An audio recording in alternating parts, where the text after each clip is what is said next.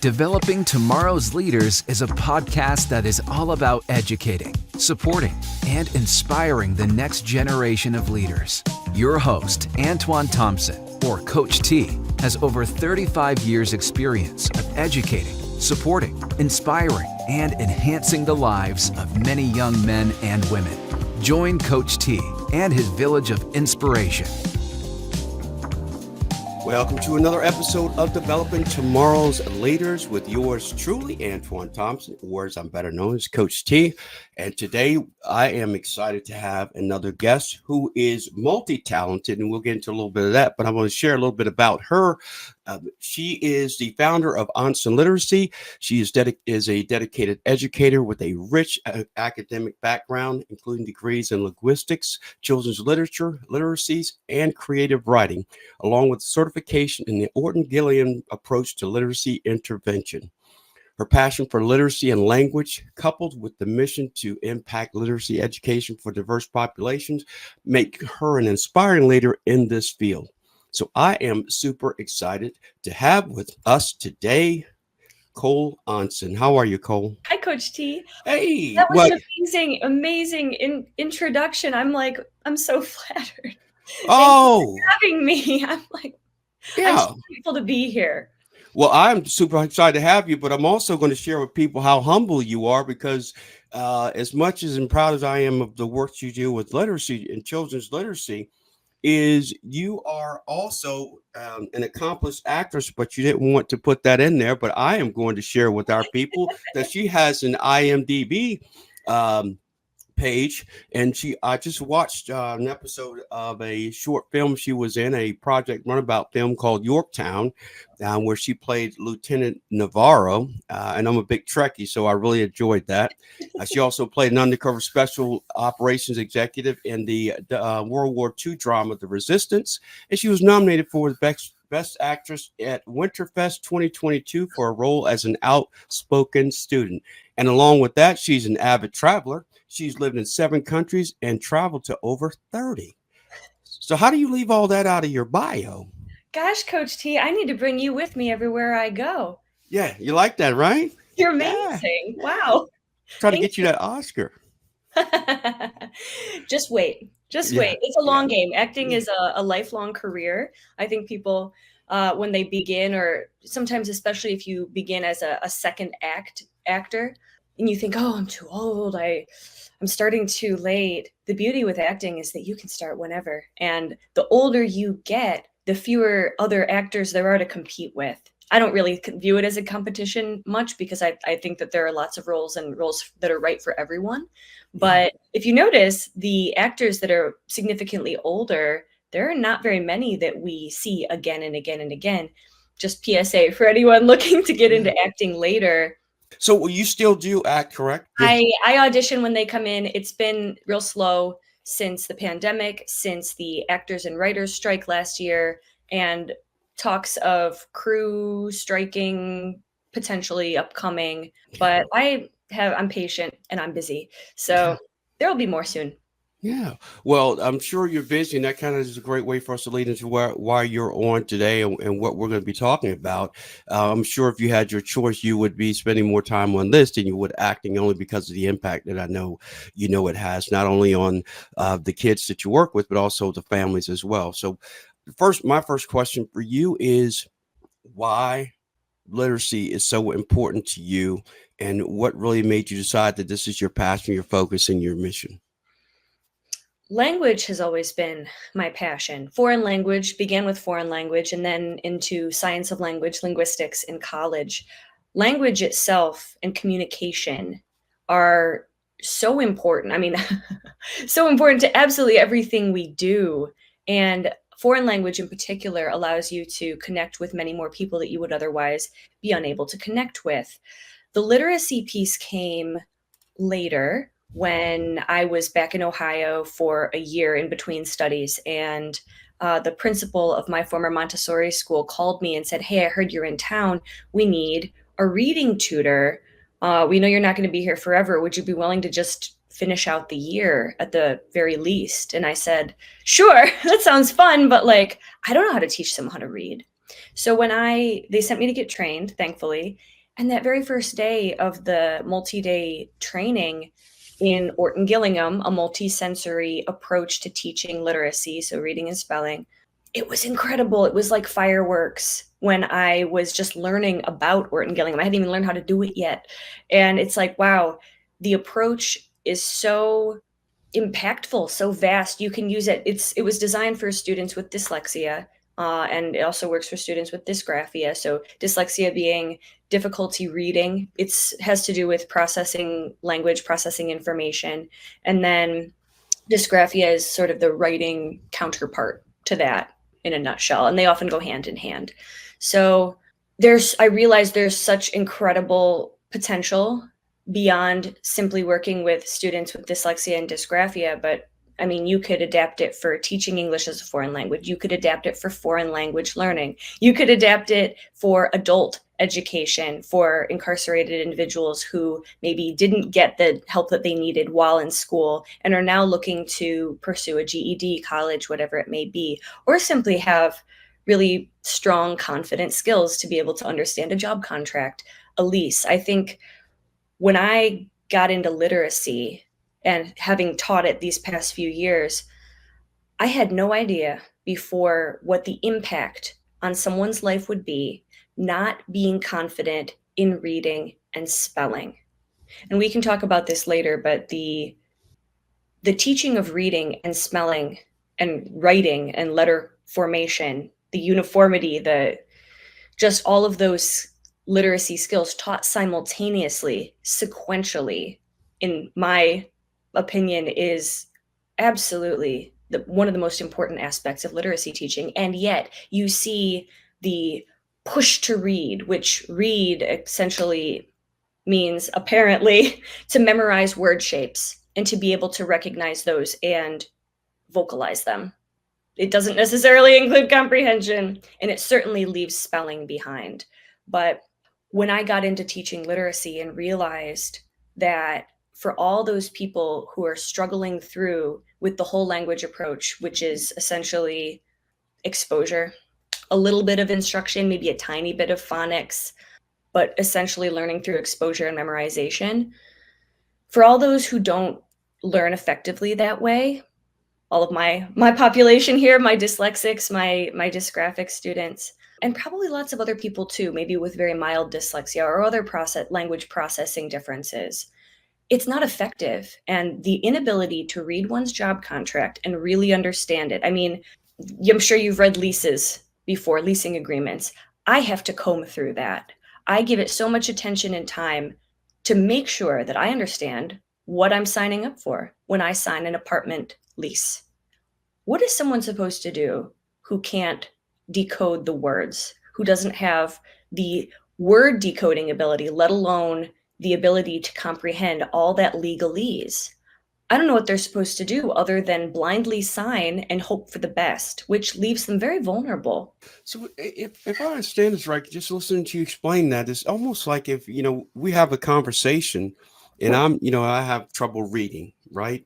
I'm going to base everything, all of my learning on conversations, which is going to limit, number one, my comprehension, number two, my vocabulary.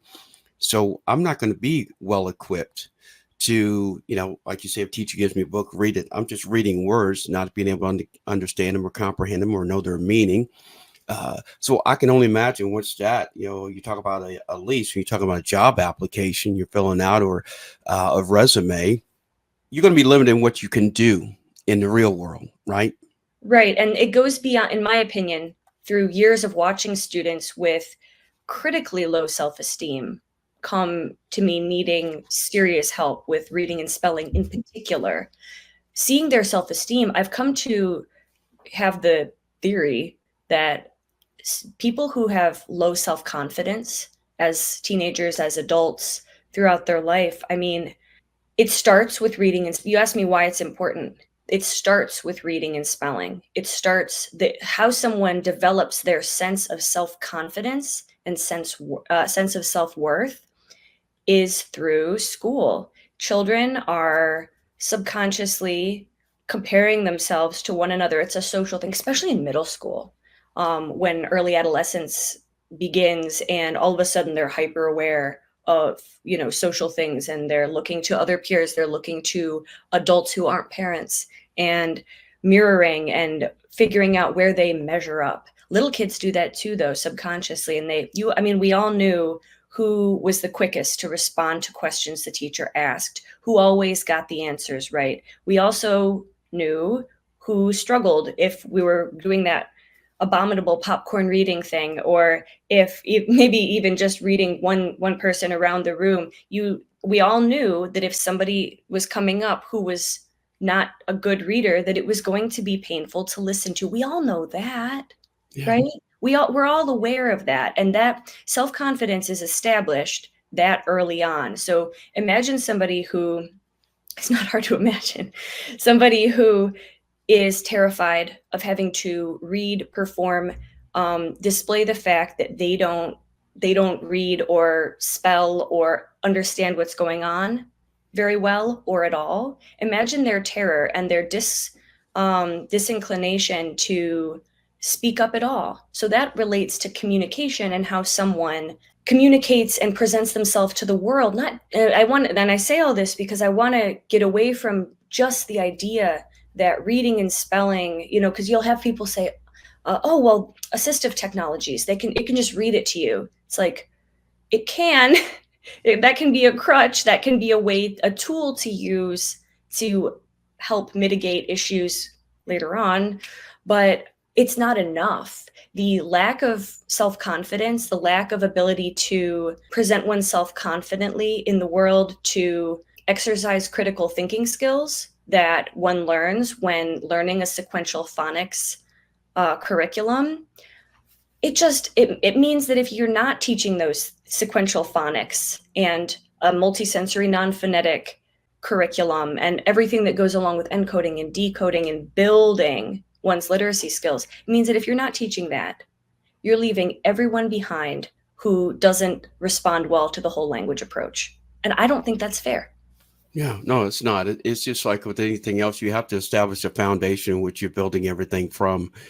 You can't go from, A to Q and forget about everything in between. I equate it to what I do with basketball. When teaching basketball, you don't teach kids how to shoot 3-pointers if they don't know how to make layups, which is the easiest shot to make. So you make sure they master the layup, then the 2-foot shot, the 5-foot shot, and you move yourself out. No, I think you're 100% right. And I unfortunately, I think, and this is a question for you too, is do you think the educational system is still set up in a way, and I kind of know, but I still want to get your take, that is set up to where it doesn't go sequentially, and it just wants to provide the kids with what they want them to have, not necessarily what the kids need. And what you're talking about is what they need to be successful.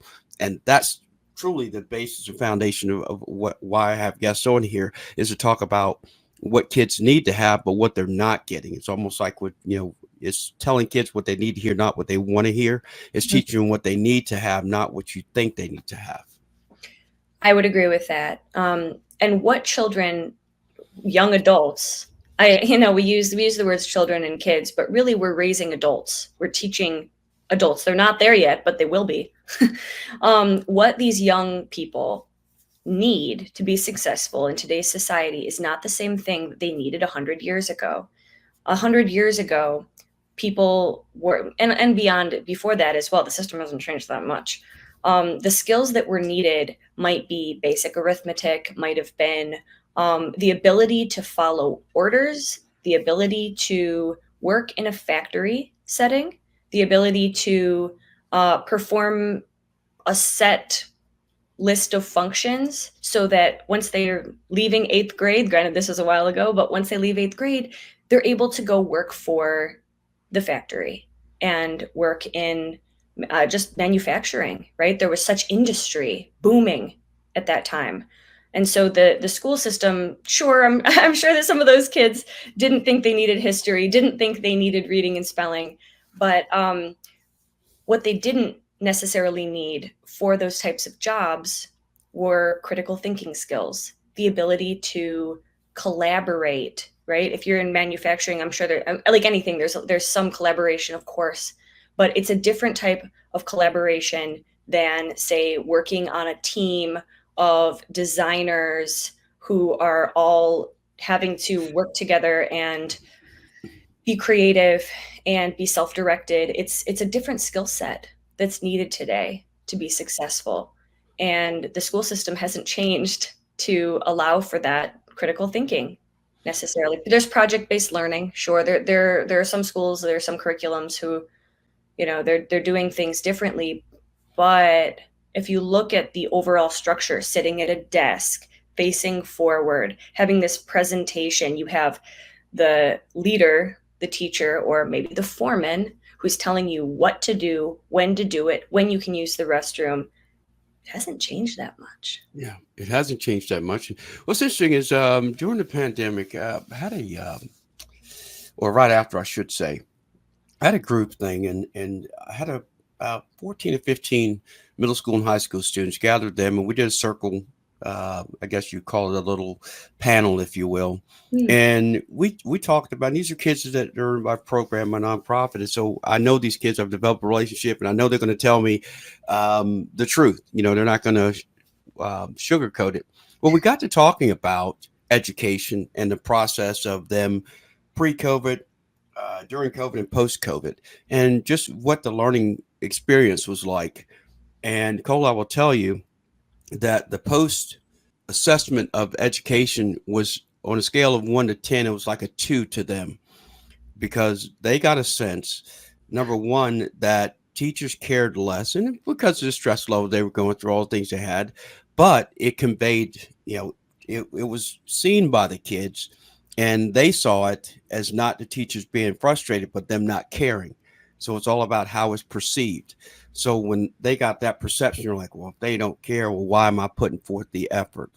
And then they say, well, why are we doing this hybrid teaching when school's open? Let's just go back. We want to be around our friends, because that's a sense of comfort. And I think that affects learning too, is the environment that you're in. And when you're taking that environment away one day, giving it to them another, goes back to what you're saying. They're controlling the socialization of kids as well, which we know socialization is part of the learning when you're in that school environment day to day. Absolutely. It's so important for adolescents in particular. It's paramount. Yeah, it really is. And I mean, because that's part of their personal growth, is how they interact with people, how to develop relationships, how they work on their communication, and all of the other things that go along. So I want to really switch and talk more about Aansen Literacy, why it started. We know kind of why you're doing it, but why you started it, and what is your mission? My mission is to make Orton-Gillingham multisensory literacy tools way more accessible to families, to teachers, to anybody who is motivated to teach someone else how to read and spell with confidence. And that's because I, not too long ago, perceived that Orton-Gillingham isn't that accessible. If you're familiar with Montessori education, I equate Orton-Gillingham to Montessori in that nobody owns Montessori. There's not one governing body. There are highly respected organizations, international organizations that certify, that teach, but technically nobody owns it. Orton-Gillingham is very similar. There are strategies, there's research that was written and published by Orton and Gillingham, and there are numerous companies who are creating materials, creating teacher trainings, and making Orton-Gillingham accessible via other tutors, like specifically for teachers, which is great. That's how I got into it. But at the same time, you have, and I'm a private tutor, it's not cheap. There are families who cannot afford private tutoring, or who cannot afford enough private tutoring. And what that means is that the ones who don't get solid Orton-Gillingham in school, or the ones who don't get enough tutoring, or the ones who can't afford any tutoring, if they have a motivated parent, their parent is equipped to do the trainings and use the materials. Now, my trainings and materials are significantly more accessible and less expensive than going and getting trained in a 30+ hour training, comprehensive Orton-Gillingham, how to teach it in a classroom setting. My mission is to make my trainings and tools something that is digestible by somebody who maybe hasn't taught before, or who hasn't taught a ton, or who doesn't have a background in linguistics, so that they can teach exactly as I do, the phrasing, the miscues to look out for. If they're miscuing on this, what do we say? What do we do to bring awareness to that and correct it? All of the things that I've been putting together and teaching for the last 6 years of Orton-Gillingham teaching specifically, I want to make it available to other people. So that's what I'm doing. Yeah. Well, as you say that, I, again, in preparing for this, I kind of went through and watched some of your videos, and I watched a couple on Instagram, and it was quite interesting. You were talking about parents that you're saying some parents can afford to get the resources to do it, but it's not only for teachers, but it's also for parents to be able to do it if they have the resources in order to do that, so they don't have to rely on others. And that's the responsibility and accountability of parents too, to being involved in their children's learning as well. I'm curious, Coach T, of your opinion on that, because before I got into all of this literacy stuff, it never occurred to me that reading or spelling, or maybe anything school related in particular, would be assumed to be taken care of by school. Maybe I'm just skeptical of the system in general, but I always imagine that when I have children, that I'm going to be looking at what they're doing with an eagle eye and making sure, is my child picking up reading? Is my child picking up math? Do we need to do more? But that's me. Yeah, I'll be honest with you, Cole. No, I think you are right, but it also goes back to what you were talking about earlier about the system. The system is also indoctrinating parents in a way that, just send them here 8 hours a day. We got them taken care of. We'll give them homework, go home to do that, and come back. They're good. Parents are given this situation. What I like to think is they're given this facade that, okay, they're taken care of. I just need to check homework. Huh. That is how a lot of, and this is only me speaking from personal experience and interacting with kids. This is what they do. Some kids' parents are involved by choice, and then others are under the perception and understanding that schools are taking care of that. That's why I send my kids to school. As a matter of fact, there's a couple of people on social media that they have blogs, if you will, documenting their journeys with schools and so on and so forth. And that is how I perceive it. It's like, well, hey, I send my kids here for 8 days, 8 hours a day, and then you send them home with homework. What are you not teaching them in school? So again, it goes to what the system is set up to do. We want to preoccupy their time, give them lectures, like you said, sit in front of a teacher, get a lecture. Okay, you got the lecture, go home now, read chapter 2, 3, and 4, and do these questions or whatever. So I do believe that parents are being led astray in some regards, but there are also some are oblivious to what they should be doing. I, like you, if my wife and I had kids, we would be sitting right next to them, making sure, hey, A through Z is done right. You didn't just do it. Is it right? Yeah. But I can't speak for other parents. I'm not a parent, but I'm only speaking from my experience with the kids I've worked with. It's interesting. It had never occurred to me that would be assumed. I can totally see how it would be. And I don't blame the parents who aren't aware that it would be helpful for them to take a closer look.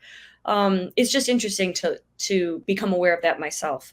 It was during COVID when I got my first really big onslaught of new students. And it's been a steady stream ever since. But I think when everyone was at home and parents were able to take a closer look, and required really to take a closer look at their kids' work, a lot of my new students' parents at the time said, oh my gosh, I had no idea that he couldn't read, or that he couldn't spell, or that he memorized words for reading, but that he can't write at all.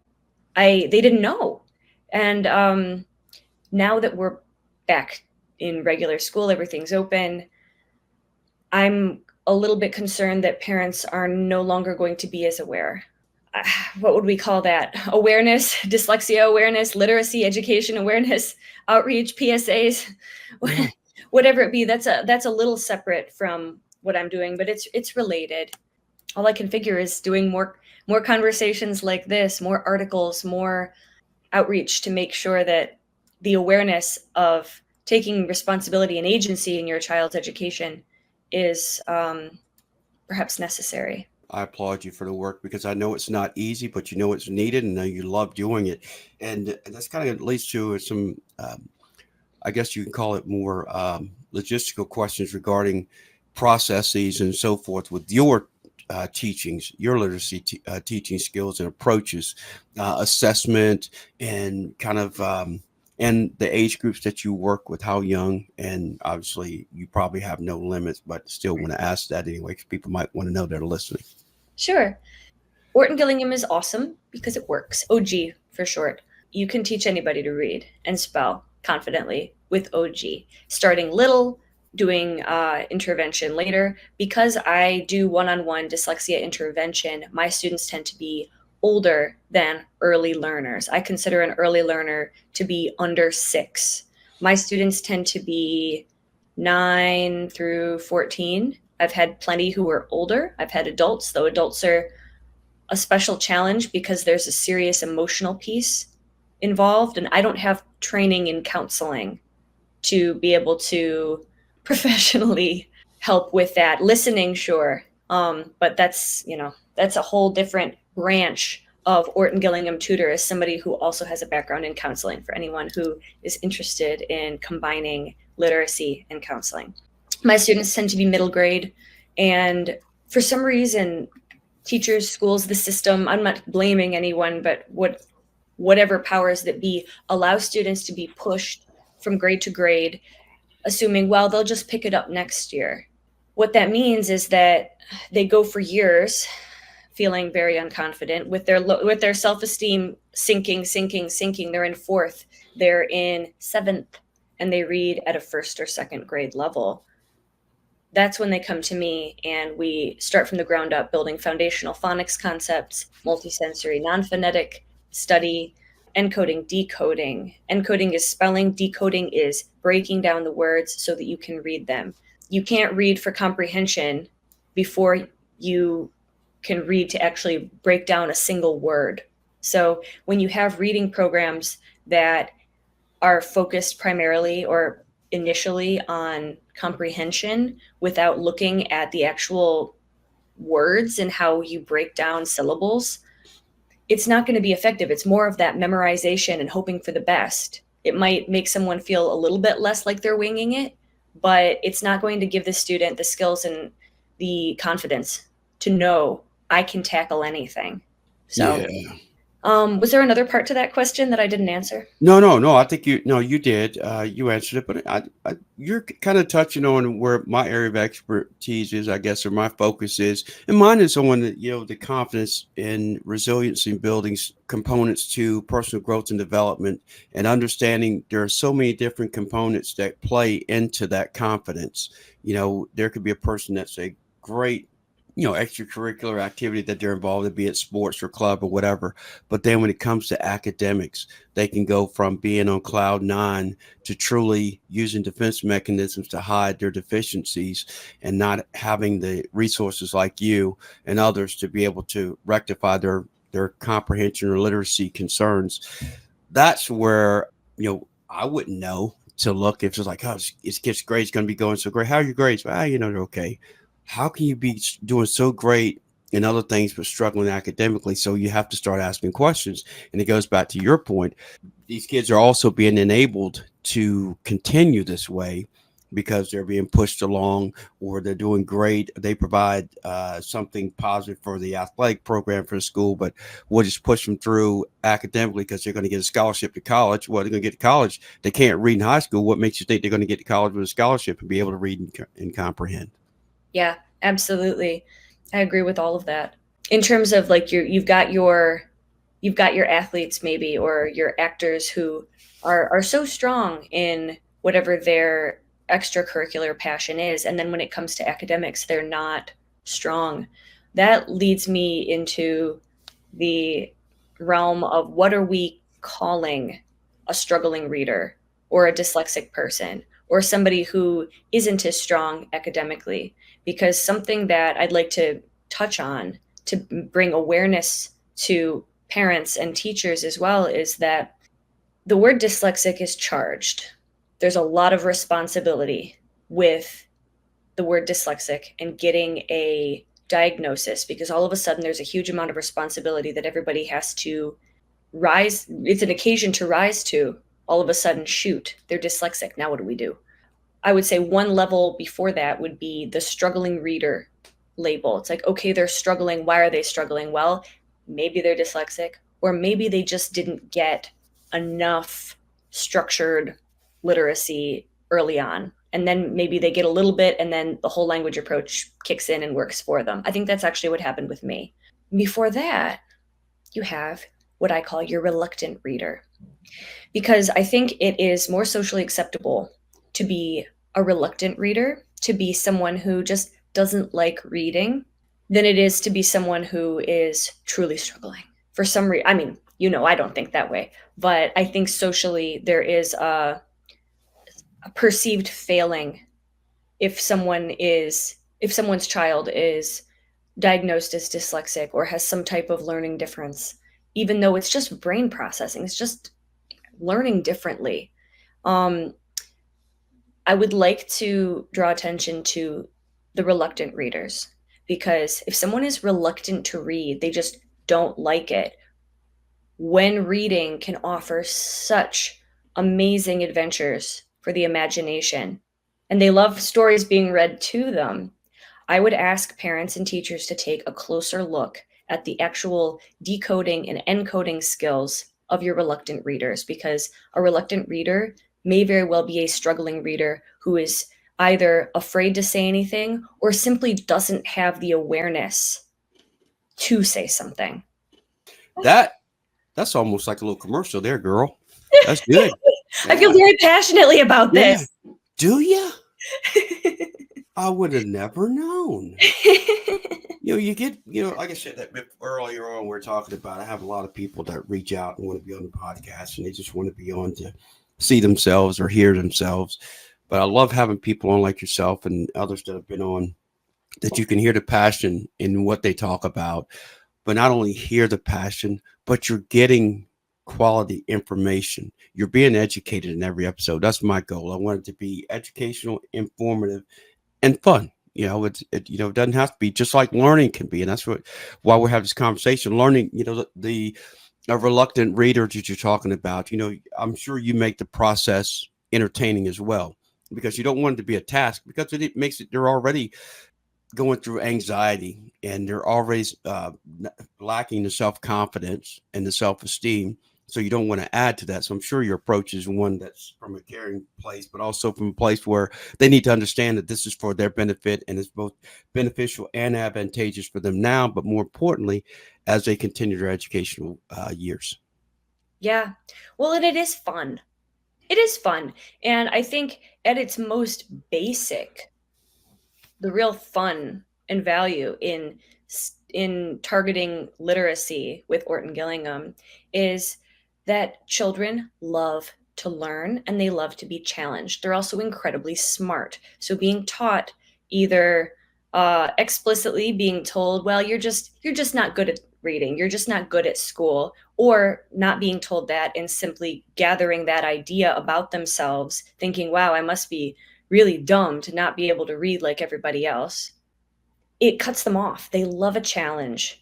Especially before they become an adult and they have all these other responsibilities to think about. We all love learning. Who doesn't love learning new things, having their brain stimulated?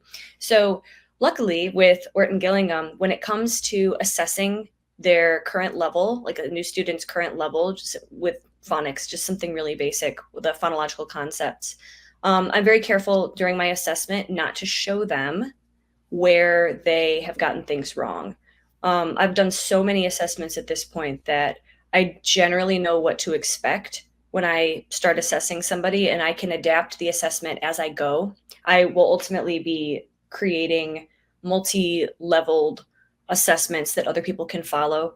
Like I say, I've done so many of them that we'll be at a certain point in the assessment and I'll say, right, we're going to start moving backwards to cross-examine some of these previous concepts just to double check, because I know you don't know everything on the list from this point onwards.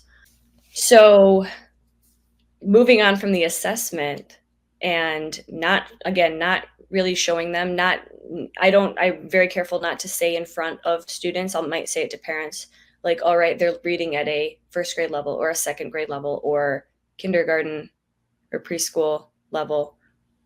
We just start in and I say, we'll do a little bit of review, or we're going to revisit some concepts, since review can be a charged word. Yeah. And the second they get into learning how we do dictation, for example, dictation is after we do all our little multisensory warm-ups. Maybe we're reviewing a concept or we're teaching it for the first time. In dictation is where I give words that contain whatever the concept may be.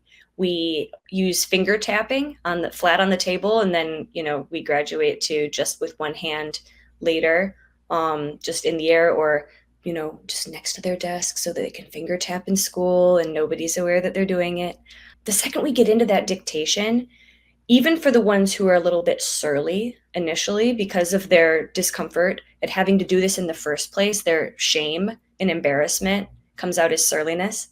The second you get into dictation and they get some things right and then they start getting things wrong, and you start showing them, actually, this is this, da da da da, there's this look that comes over their face where they're like, oh, wow, I guess I do have things to learn. And from that point on, they lean in, and they're so much more engaged, and they learn something new every single time we work together. And, some kids, it takes longer to get them acclimated, but they get so focused. I mean, the number of students who have come to me and their parents say, oh, he has ADHD, he can't sit still, he needs a break in the middle. I've had one student in 6 years who needed a break in the middle. And that was because she had a lot of other things going on separately from just dyslexia and dysgraphia. She had a lot of challenges to work through. So she got a break. Everybody else, what break? Yeah. They're so focused, and we move from different multisensory activities, and I give them a chance to take a little bit of agency, especially once they're more familiar with what we do and how our lessons are usually structured. I'll say, what would you like to do next? Shall we learn some non-phonetic words, or shall we work on some decoding? And they'll be able to choose, what do I want to work on now? And they choose, and it gives them a level of involvement. We're doing all the things. They just get to choose in what order, and it works beautifully. And you're using the big E word that I love is my go-to word. That's empower. You're empowering them to be a part of their process. The only thing I would add would be that, especially for the ones who are like, we might do a little bit, 5-10 minutes of reading aloud, working on prosody, actively working on decoding words as they come, gathering new phonetic words for our list to learn next time from a book, something that's slightly challenging to them. The ones who are reluctant in the beginning and they're like, oh man, I don't want to do the reading at the end, it doesn't take very long before it'll be like 10 or 15 minutes into the hour lesson, and they're like, can we read? Wow. And I'll look at the clock and I say, you want to read for 35 minutes? And they're like, yeah. Yeah, that's a win-win right there. So that actually leads to my question. Now, this is for you, because this is a coach to coach question. Now, I've never asked. I'm going to start asking when I get to these, because I know I have an answer. But when you're working with a child, what is the highlight for you? Is it the assessment, the process, or the results? I would say there are two highlights, really. The process I love. I absolutely love it. I love teaching one-on-one. And I loved classroom teaching too. I taught Spanish in middle school level classrooms. I taught so many English as a second language, large classrooms. That's fun too. But the one-on-one is you really get to target what one person needs and get to know them and connect with them and just get into the nitty-gritty of like the actual super nerdy language things with them. Love that. But I would say if I had to choose one highlight of my work, it's when I see the light in their eyes when they realize that they have made a breakthrough. They Yeah. had just read, not even decoded with our little equation breakdown method we use, but actually sounded out, because they're familiar with common syllable structure. They've actually sounded out a 5-syllable word while we're reading our book, and then they move on. And I stop them and I say, whoa, whoa, whoa. Do you realize what you just did? And their smile, their recognition that, oh my gosh, I'm actually learning. I'm getting stronger in this. I mean, I had a boy stand up and do the Veterans Day speech. He wrote the speech and gave it in front of his entire school this year. That child would never have stood up in class, let alone in front of the entire school. I had somebody else the other day have a win where she said, oh yeah, I stood up in church and I read from the Bible, which is a very difficult text. I read from the Bible for the first time in front of everyone. It's like, hello, that's huge. They don't even necessarily realize how huge that is. But it doesn't have to be something so big. It can be one of my favorites, which was that little girl who had the break in the middle, who, I mean, she couldn't blend even a little bit when we met. Meaning, for example, like a consonant, vowel, consonant syllable, like d, g, dog. She could maybe get individual sounds, couldn't blend them. So when we got to the point where I said, why don't we try reading an actual chapter book, not something really elementary, because she had been working through books for really early learners, and she was like 9. Was she 9? Yeah, she was 9 at the time. So we decided to try the Magic Treehouse books, and I thought, well, we'll try this. We'll see how this goes. And she's reading it. And when we came to non-phonetic words that she hadn't learned yet, I just supplied them, and she kept rolling on. And she stopped in the middle and she looked up and she turned to her mother and said, look, Mommy, I'm reading. Yeah. Because it was the first time ever in her entire 9-year-old life that she was reading successfully out loud from a book.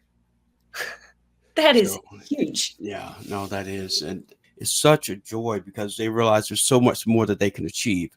And when they realize there's more for them to achieve, they won't want to stop. But they have to be surrounded by people that want to see them continue and not stop them.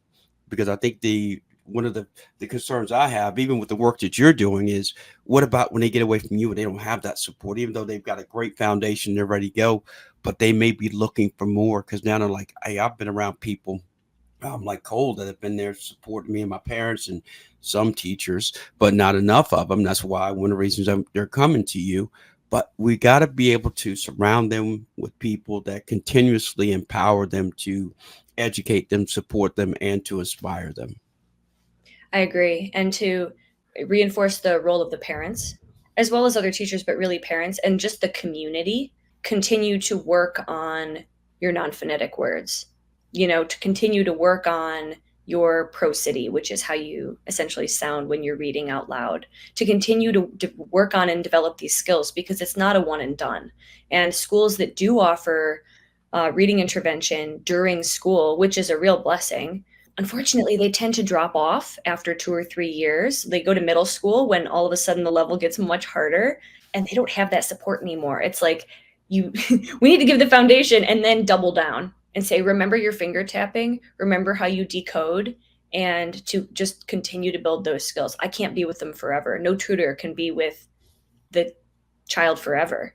And for their the only answer I really have to that is for parents to be able to keep on it, which I think is part of the looming stress, the looming responsibility of somebody being diagnosed with a learning disability, is because all of a sudden your tremendous just 24/7 job as a parent just got that much more involved and that much more lifelong. Yeah. So it's just, there's not an easy answer. There's not an easy solution. Nothing about what I teach is truly easy or quick fix. It's easy to implement, but the emotional component, I mean, having to transition from the challenge that students have being, this is too hard for me because I don't have the skills, to the challenge being in the material, giving them the correct skills, and then challenging their mind with something that they can actually do. That is, it's not easy from a quick fix standpoint. There's nothing quick. And that's something I'm learning with entrepreneurship as well, is there's no such thing as a quick and easy solution. Everything takes dedication and effort and learning and making mistakes. There's no escape, unfortunately. I have the solution for that. I'll share my solution to that. So when I share with kids, which is my model for success for kids, and I think it's for anybody, is when you have that, it's what I call my C of success: the simplicity, effort, and attitude of success. Keeping it simple, positive attitude, and putting forth the effort. What you do is you simplified what your area of expertise is. It's obviously put in the effort with the success stories that you've shared. You obviously have an amazing attitude about not just what you do, but about life, because of the things that you're involved in. So you're going to continue to make positive impacts, and you're surrounding yourself with good people. Good people attract other good people. Success is at your fingertips. You just don't know it. Just keep plugging away and you're going to be good. You're going to be good. HT. Yeah, absolutely. I have a couple more questions for you. What are you working on, and what do people need to know about Aansen Literacy and what to expect moving forward? I am working on my first offerings to get what I teach out there and available to anyone who's motivated to use them. So I have been developing my very own set of sound cards, and this prototype will actually be vertical in the next sample, which I just spent like 12 hours in the last 2 days going through the most recent version of the cards, changing a little bit of the wording, realizing I need to add more scripting here. I need to add clearer notes here, making the next best version of the sound cards. And these sound cards are the very first part of the warm-up drill. You can use them to assess, you can also use them to drill, you can use them to warm up, you can use them to teach. So for example, like here are some blends. You would hold it up to the student, they would say what it says, and if they miscue, you have information on the back. And on this particular card, I've just added a whole bunch more yesterday, but you have opportunities to guide them and say, okay, this is this, let's change this. There's everything you need to be able to implement phonics like a linguist or like a seasoned literacy teacher does. And I'm there to give the practitioner, be it a parent, be it a teacher, all of the language that they need to be able to guide someone and help them be more confident. It's also just very interesting. Well, of course, I'm biased, but it's very interesting and fun content. So I'm working on the sound cards. The next sample's coming out relatively soon. Right now, the sound cards are available for pre-order. And once I finish the Kickstarter, we have another week or so of the Kickstarter for pre-order. People will be able to pre-order at the regular retail price. And I'm looking at end of September for the bulk order. If they come sooner, great. But if it's end of September, that's what we can do, just because I'm learning a lot about products, product development, manufacturing, all that kind of thing. But what's key with this product is, and everything else that I'll end up doing ultimately, is that I realized that just selling a deck of cards, 100 and what are we up to now? 183 cards, and some of those cards have multiple concepts on them, is that I can't just put out a product and expect people to know what to do, even if it's scripted on the back of the card, which is why I've created what I'm calling the Phonics Accelerator course for parents and teachers, practitioners. It's not a self-study course for students. My thinking is, if the students could learn to read and spell confidently by themselves, they would. And that's why the role of the practitioner is super important, and the practitioner needs to be guided. There's more guidance in how to teach that than is something that you can just put on a card. So I need to be able to provide the audio and need to be able to guide people with video and having that audio so they can hear what things say so that they can correct it accurately. So that's how the course came about. Originally, I thought, oh, I'll just do some little videos with it. And then I realized there's no way. I have to offer as comprehensive of a phonics teaching education as I can. And this particular product, the sound cards, is just the gateway into proper, full, comprehensive Orton-Gillingham. I started with the sound cards because I thought, what is going to be the easiest and fastest and most impactful access point? So I've been working on an OG teaching manual for years, and that's next for me, is going to be my most comprehensive phonetic word, non-phonetic word, encoding, decoding. I mean, all of the pieces will be in that teaching manual. But I thought something that I can do first is the sound cards. Give them that, give them a foundation in that, and then the dictation and the very nitty-gritty concept by concept education will come. Yeah. See, I told you were gonna get excited and roll off. I knew you had a lot going there. I knew, but I didn't know. You know what I mean? Sometimes you know, and then sometimes you know, and I knew. So yeah. And that leads us to the next part question is how people can stay in touch with you and connect with you.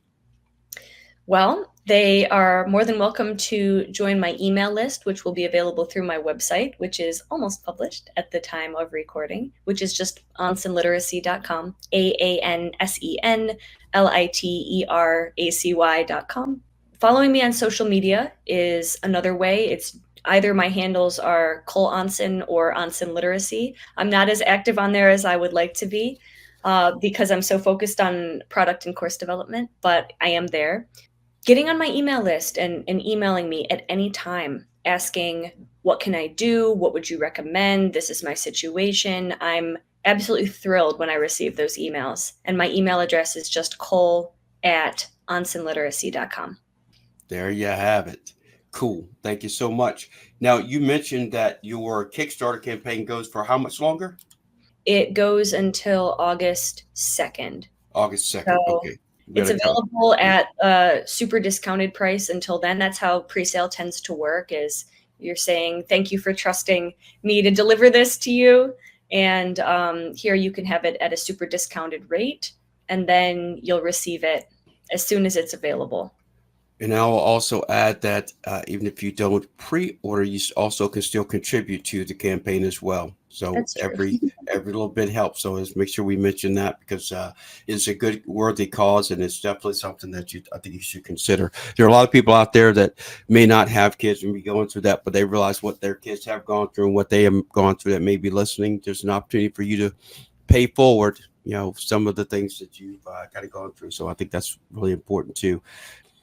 Well, Cole, before my last question, I just want to thank you so much for your time, your knowledge, and your spirit and your enthusiasm, and for what you're doing for the next generation of leaders is really important. And I know that our listeners out there are going to take a lot from this, and I hope they will, listen to this more than once because there's a lot in there.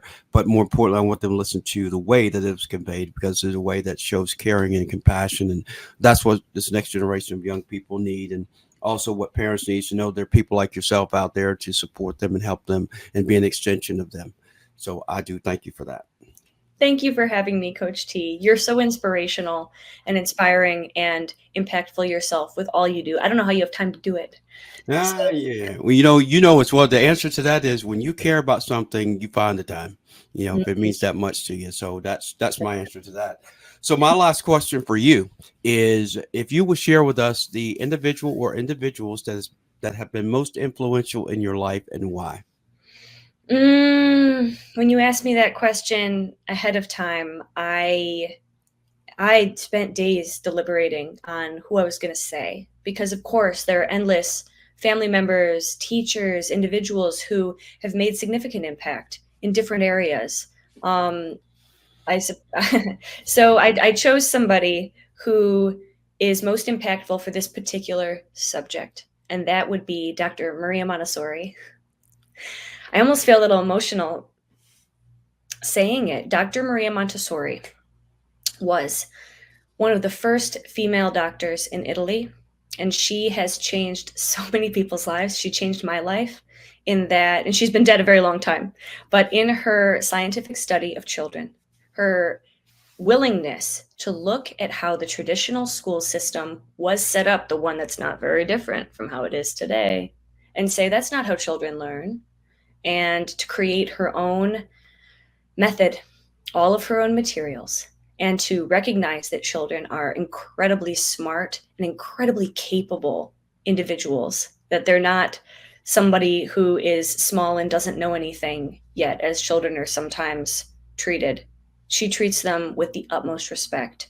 And because of her work, I got to experience that as a student myself. I've gotten to teach in Montessori, and her teachings inspire me and influence all of my work and what I'm doing in literacy.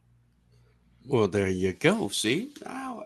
And by the way, there's no right or wrong. It's just one of those things where I like to find out from each guest, because everybody's inspired by different people and different aspects of their lives, maybe early on in life, later in life, throughout life. And I know there are a lot of other people, but to come up with one person and why, and especially if it hits you right there. I mean, that's the person. So, and it's a testament to what you're doing today too. So that totally makes total sense.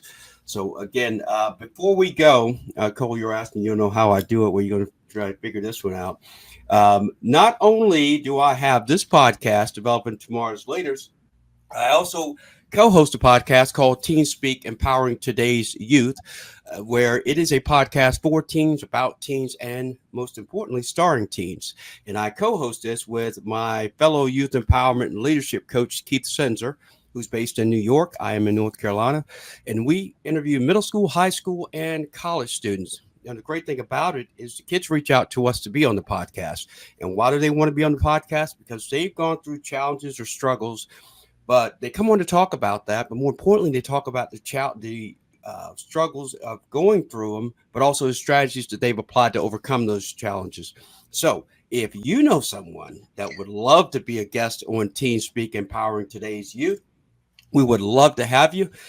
Keith and I both have forms on our website.